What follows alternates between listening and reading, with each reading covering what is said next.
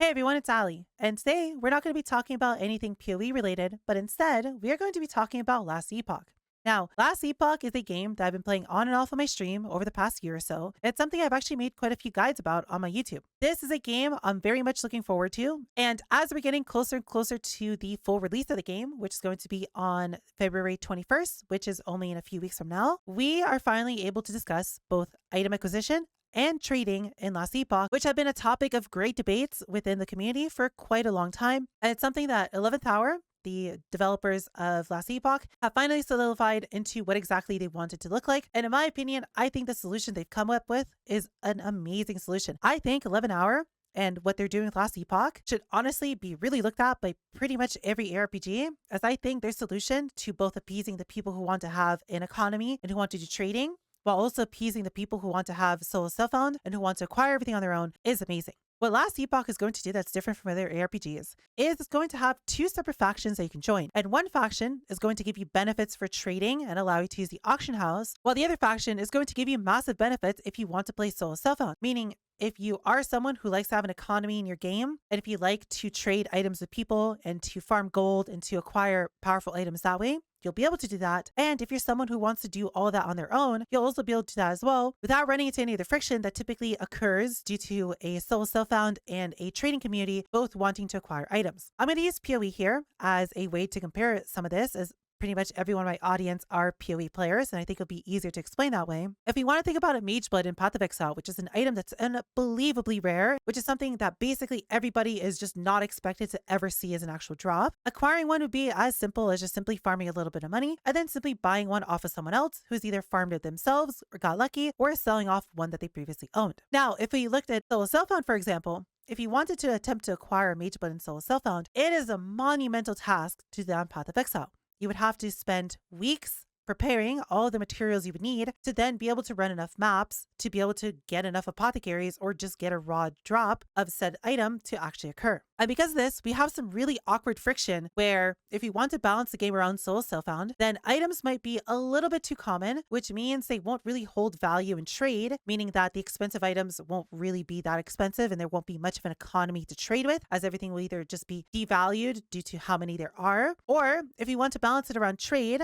where said rare items are super rare, so those items will hold a lot of value, then for solo self-found, the friction happens where getting those items basically becomes unachievable, and it's not something most people will realistically be able to see. So the way Last Epoch is going to tackle this issue is through the item factions that they're going to be adding. Once you get about 3/4 of the way through the storyline, which if you're rushing it should be in about 1 to 2 hours, or if you're doing a more casual playthrough should be anywhere between 3 to 4 hours in, you'll meet the two factions of the game, and you'll be able to choose if you want to join the Merchants Guild or if you want to join the Circle of Fortune. The Merchants Guild is going to be the auction house based faction, which is going to allow you to have access to the auction house and trading items with players, while the Circle of Fortune is going to be the solo self-found oriented faction. Now, one thing I want to mention here is that you can swap between these two as much as you want. If I have a character and I start playing off in Merchants Guild, but I'm not really liking trading with other people, I don't feel like I want to do that, and instead I want to acquire everything on my own, I can swap to Circle of Fortune. Or if I'm playing Circle of Fortune, I'm not really liking that and I want to trade with people and be able to sell my items, I can swap to Merchants Guild. And this is a choice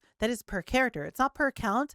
It's not per anything else. You can swap between the two on each character as much as you want with no downside. Now, to stop people from abusing this and just going with the solo self-found faction, making a lot of items and a lot of currency, and then swapping over to the trading faction dominating the auction house, what is going to happen here is that every single item you're going to be obtaining is going to be restricted to the faction that you were with. So for example, if you bought an item off the auction house, it would then have a restriction of some Merchants Guild ranking to be able to be equipped.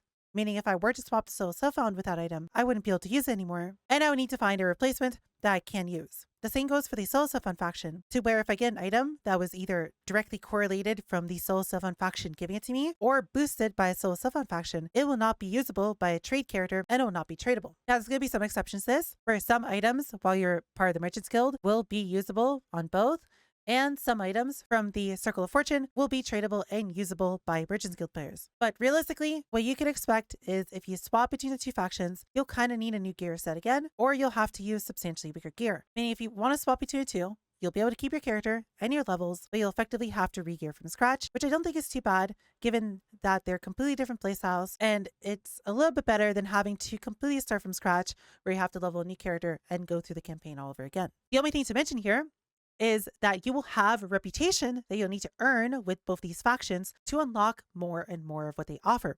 So for example, at the Merchants Guild, the more reputation you gain, the more different item types you'll be able to sell on the auction house. For example, at low reputation, you might only be able to trade helmets and boots and normal, rare, and magic quality gear. But at higher reputation levels, you'll be able to trade legendary items and unique items and high-end weapons and so on and so forth. While for the Circle of Fortune, for each reputation level you gain, you'll end up getting things such as increased drop rate of certain items, increased drop rate of idols, which are items you pretty much want in every build, increased chance for exalted items to appear, which are high-end crafting bases, and even at a high level, a chance for items to just be duplicated or for items to just drop as a full set. Effectively, each faction is trying to make the type of playstyle that you want to play just that much better, either through having access to a full action house that'll make trading really easy, or through massive benefits to solo self-found. Now, in terms of this reputation, it'll be really easy to gain. I don't want you to think that this is some sort of reputation like in an MMO where you have to grind and you have to do dailies and things like that. No.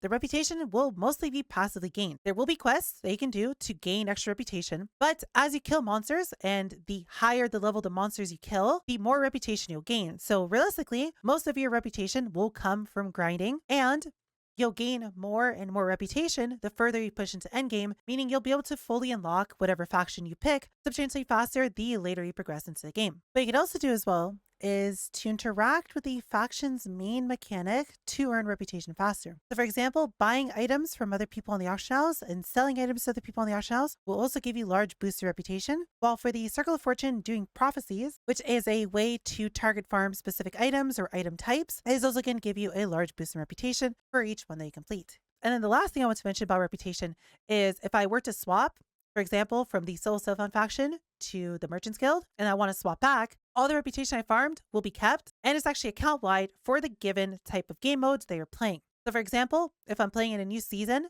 and I'm playing in normal softcore and I get to rank 10 in Circle of Fortune, now when I pick a new character, I also want to play Solo Self-Found on that character, they will also be immediately rank 10 with Circle of Fortune. Now if I want to play in hardcore and I want to play hardcore Solo Self-Found and I played a bunch of softcore, I would have to re-level my Circle of Fortune all the way from level 1.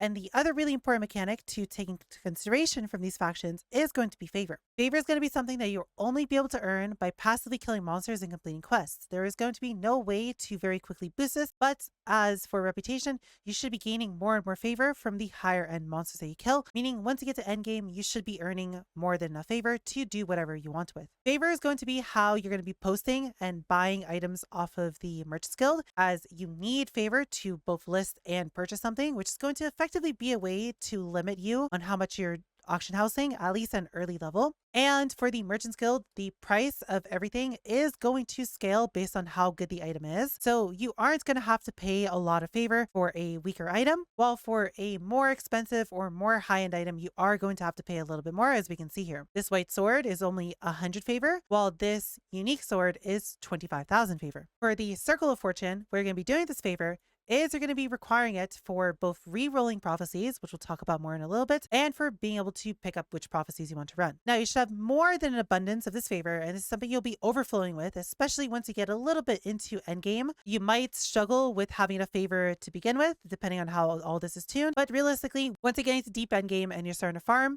you'll have more than enough, and because of that, each faction will have a gambling vendor where you'll be able to spend all of the favor that you've earned to be able to gamble for different bases. These are going to work just like the other gambling vendors that already exist in Last Epoch, where you'll be buying these bases, and the bases themselves will be a little bit unique, where they will be very powerful. So this might actually be something you want to do early game, but as 11 Hours has said, these will not be endgame bases, meaning there won't be any sort of FOMO for not being one of the two factions to get a specific base from the gambling vendors. But these should help you through early game and mid game to make whatever faction you picked a little bit stronger until you get to unlock the full potential of each faction, where you'll really need that favor. And for late game, this will allow you to also farm crafting materials by being able to gamble all your favor instead of gambling all your money to attempt to get specific crafting shards for whatever you might be crafting. So with that all the way, why don't we talk about the factions themselves and what each one of them has to offer you. The first one I want to talk about is going to be the Merchants Guild. The Merchants Guild, as you unlock it, is going to allow you to trade more and more equipable items with other players. The only limitation on things you'll be able to trade are going to be crafting materials.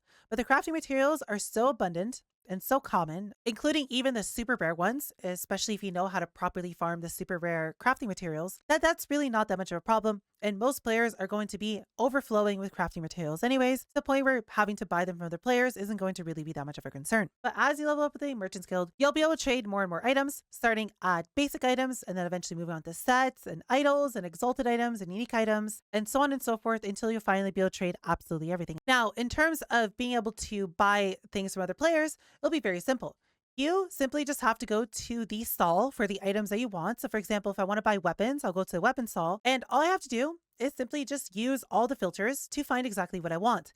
I can use it to sort by different rarities and different stats, and I'll be able to see every single item that is currently listed from everyone in the world. Now, both of these factions are going to have something called favor, which is something that you'll be earning as you do more and more content for each of the factions. To be able to buy something from someone, you're going to need to both have the gold that the seller is asking for, which is something that the game will predetermine based on the rarity and the item that you have, which is something that'll be required to do every single trade. Now, like I said, favor will just be earned as you play the game, so this is something you're going to have an abundance of. And realistically, the main reason why this is here, in my opinion, I think is just to stop people from either just making level 1 characters and sitting there and just playing the auction house game all day without actually being able to play the game, and to stop people from just making bots, which will just sit there and just buy and sell items, making them more and more money. Realistically, favor is just a way to stop people from doing abuse cases. But if you're just a normal player playing the game, doing endgame content, favor is just not something you really have to worry about. It's just there to stop the really stupid abuse cases that can sometimes make an auction house feel a little bit bad in some games. And next up, I want to talk about the Circle of Fortune. Now, the Circle of Fortune is going to be the SSF-oriented faction. This faction is going to give you an abundance of increased drop rates on both crafting items, crafting materials, and eventually, as you get further and further into the faction, is going to give you additional chance for uniques to have legendary potential on it, which is an important portion of endgame in Last Epoch, and will allow you to target farm specific items you want through the use of prophecies, which will be a way for you to specifically target items more so than you can kind of already do in Last Epoch's endgame, and you'll be able to refine it a little bit more with lenses, which will make it so your prophecies will hit exactly where you want it to hit. So first, we want to look at all the benefits that playing as the Circle of Fortune will give you. We can see that at lower ranks, we're going to see a lot more crafting materials, as well as just having a 35% chance to double the items that any monster drops, which is really crazy. That already is just giving you so many more items that playing SSF is going to feel amazing with just 35% more loot. While later on, we get really important benefits, such as 50% more likely for items to be exalted, which are typically the items that you want as crafting bases and the items that you want to make endgame items. Uniques are twice as likely to have legendary potential, which is incredibly important, as the way uniques work in this game is if they have legendary potential, you can choose to take an exalted item and sacrifice it into the unique item to take some of the exalted item stats permanently, making those unique items with legendary potential substantially stronger. If you want a very quick explanation of this in terms of PoE terms, let's say I get a Mage Blood and it ends up rolling 1 legendary potential. I can then take a belt that has potentially tier 1 life and a bunch of resistances on it, sacrifice it into the Mage Blood, and it'll take one of those stats and permanently add it to the Mage Blood. So I could have a Mage Blood with permanent tier 1 life on it, for example. So this is going to be a massive deal in terms of making high-end min-max items. Not only that, but we're then going to get tier 7 affixes being more common, which are the highest roll that an affix can possibly be. And when we combine that with 50% more likely to be exalted, we're going to see quite a lot of both crafting bases and items to sacrifice for legendary potential uniques, as well as towards the end, getting double items from prophecies, which from the way prophecies sound is going to be incredibly strong as a way to farm endgame items at a very fast rate. So that out of the way, what exactly are prophecies? So prophecies are going to be a way for you to be able to target farm something. You will have 4 different telescopes in a zone that you can go to and interact with, and they will have random constellations that are somewhat targeted. Each of the 4 telescopes is going to attempt to give you a specific type of item. So for example, one of the telescopes might always have weapon-based prophecies on it. What these prophecies are going to do is they're going to give you a certain reward. So if we look here, for example, we can see that this prophecy would give you 2 random exalted staffs if you were to complete what is required of it. So in this case, you would have to defeat an arena champion inside of the arena, and then you just get 2 free staffs. Now, these constellations can be rerolled with favor, which is going to be a currency you'll just acquire by simply playing the game and grinding monsters and earning drops while being part of the faction. And you'll also use this favor to be able to pick up the prophecies from the constellations. Now, these prophecies can stack. So for example, if you pick up 20 different prophecies that say kill one rare monster and get one exalted weapon, you can kill that one rare monster and all 20 prophecies can proc at the same time, giving you 20 exalted weapons at once. Or for example, if you had something that gave you a unique item, all of them would proc at the same exact time off of the same monster, assuming the conditions are met. And because they're stackable, this means that you could just simply spend all of your favor at once, look for prophecies that you actually want for whatever your current target farming by looking at the different telescopes, and then just go on your way and just do all of them while you're grinding either monoliths in endgame or doing arena or whatever else you might be doing as your endgame activity, and they'll just passively be giving you more loot that you specifically targeted for. Now, to add on to all this, for every single telescope, you'll have 3 lenses that you can put in. These lenses are going to allow you to specifically target the telescopes even further. So if you want to look at some of the examples for some of the lenses that we'll see, for example, here we have a lens that makes it so the prophecies cannot be campaign events, meaning you'll always get endgame activities to do for these prophecies. Another example is this lens, which makes it so all the prophecies cost 80% more, but you can now use them twice before expiring. These are stackable. So if I were to have 3 of these in there, that means I could do a specific prophecy for a time. And if I find a really good one that either gives me a unique item or if it gives me an exalted base that I want, I could potentially do that same prophecy 4 additional times, allowing me to target farm even harder. And these lenses will be purchasable and you will unlock more and more slots as you gain more and more ranking with the faction. Meaning by the end, you can tailor these prophecies to be exactly what you want them to be. And lastly, what we really need to talk about is Allie. I get it. If I'm playing in the trading faction, if you have access to the auction house, I should be able to trade with my friends very easily. Well, what if me and my friends want to play solo self-found, but we want to do group solo self-found where we don't interact with people? Now, obviously, you could play as a trading faction and just not interact with the auction house, but that kind of sucks because you guys specifically don't want to trade and you want to play SSF. It'd feel kind of bad not being able to benefit from the solo self-found benefits just because you want to play with friends. Well, what Last Epoch is doing is they're going to allow you to play in a solo self-found group environment by simply just allowing you to group up with anyone you want. But more specifically, if you want to play with a bunch of friends and you're all playing group self-found, and for example, one of you drops, let's say, a mage blood, but your build doesn't need a mage blood, yet your friend really needs a mage blood, and they weren't there when you dropped it, you'll be able to use a resonator to be able to trade with them simply because you two play together a bunch. So the way resonators are going to work is they're going to be an item that will occasionally drop while you're playing with your friends. So if me and Tai, for example, are doing 2-man party play and we are playing together for a while, he will get a bunch of resonators that are specifically resonated with me, and I'll get a bunch of resonators that are specifically resonated with him. So if I were to get a mage blood to drop while he wasn't there, I could then use said resonator to be able to gift him the item without him having to actually have been there. Now, obviously, if the mage blood dropped while he was there, I could have just traded it to him or he could have just picked up himself. But this is a way to effectively allow you to gift items that you don't need for a build that someone that you're currently playing with really, really wants without them needing to be there. Now, again, you do need to actually play with those players. You need to be able to play with them for a while for the game to understand that you two are people who are actively playing together for you to drop resonators. But once you have a bunch of resonators with each other, you could just go play by yourself at different times and be able to trade a few items with each other. Now, obviously, these are not going to be dropping in abundance. You're not going to have a lot of them. They're going to be a little bit rare, but they're going to be a way for you to be able to trade things